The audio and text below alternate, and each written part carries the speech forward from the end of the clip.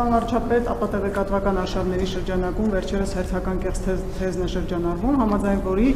իբրև թե Թուրքիայի նախագահը արդեն որոշում ունի, թե ով պետք է լինի ամենայն հայոց կաթողիկոսը եւ հայ առաքելական եկեղեցու հարցերով պարբերաբար քաղաքական խորհրդակցություններ են անցկացվում Թուրքիայի իշխանությունների հետ, կխնդրեմ ձեր մեկնաբանությունը։ Ես չեմ զարմանում տենց մեկնաբանություններից, որովհետեւ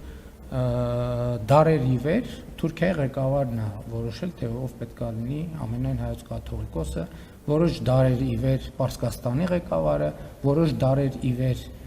Ռուսաստանի ղեկավարը եւ այդպես շարունակ։ Ընդհանրապես կուլտուրա չկա Հայաստանում ձևավորված Պապ թագավորի կարճ ժամանակաշրջանից եւ հատվածից հետո, այսինքն արշակումներից հետո տենց բան է, ես չեմ զարմանում, որովհետեւ դա հոլովում են այն մարդիկ, ով այդ կուլտուրայի մեջ են, Եվ այն, որ Հայաստանն ասում է, որ Հայաստանի Հանրապետությունն ասում է, որ մեր եկեղեցին պետք է ի վերջո կանոնագիրք ունենա նոր, որ դրան էլ դիմադրություն կա, ես դա էլ եմ հասկանում,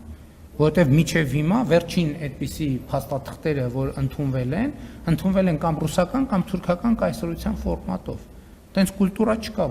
որ Թուրքիայի սուլթանի ընդունած կանոնակարգումներն են շատ, որ մինչև այսօր կամ գործում են դե յուրե կամ Ռուսաստանի ցարի, այդ մարդկանց տարօրինակ չի թվում։ Եվ հետևաբար, երբ որ տենց մի հարց բարձրաձայնվում է, այդ ենթագիտակցությունը արթնանում է, բայց չէ որ սա Թուրքիայի ղեկավարի իրավասության հարց է, այս ինչի է Հայաստանի ղեկավարը սրա մասին խոսում, եւ տրամաբանությամբ այդ բանի ծայրագավառային տրամաբանությունը զարգանում, եւ հանգում է շատ տրամաբանական ենթադրության, քանի որ խոսվում է մի հարց, որը դարերի ավանդույթով Թուրքիայի ղեկավարի իրավասության հարցն է, հետևաբար, եթե Հայաստանի ղեկավարը տենց թեմաներ արծարծում է, ուրեմն լիազորություն է ստացել Թուրքիայի ղեկավարից։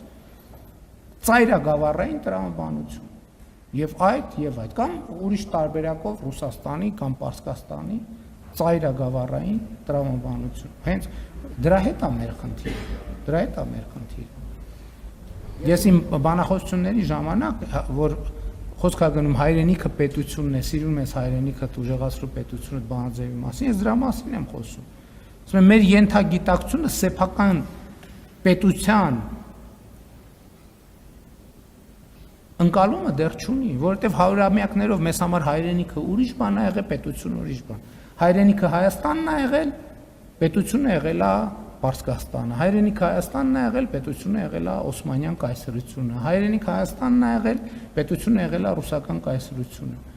Այսինքն 500 տարի շարունակ մեզ համար հայրենիքը ուրիշ բան է եղել, պետությունը ուրիշ բան է եղել։ Հայրենիքը հիմնականում սիրելի, պետությունը հիմնականում ոչ այդքան սիրելի։ Եվ այդ ենթագիտակցությունը շարունակում է շատ բաներ շարժել Հայաստանի Հանրապետությունում եւ մենք այս գիտակցությունն ա որ ուզում ենք այս գիտակցության հետ ենք ուզում առերեսվել, ասել որ ժողովուրդ ի վերջո պետք է մենք այլ գիտակցություն ձևավորենք, որովհետեւ մեր հայրենիքն ու պետությունը այլևս նույնն են եւ մենք չպետք է մեր պետությանը Հայաստանի Հանրապետությանը վերաբերվենք այնց ոնց որ վերաբերվել ենք օտար պետություններին այդ հայրենիքով հանդերձ որում գտնվել ենք։ Հիմա մենք մեր հայրենիքով գտնվում ենք, մեր հայրենիքով հանդերձ գտնվում ենք մեր պետության մեջ։ Հետևաբար ծայրագավառային տրամաբանություններ պետք չի զարգացնել։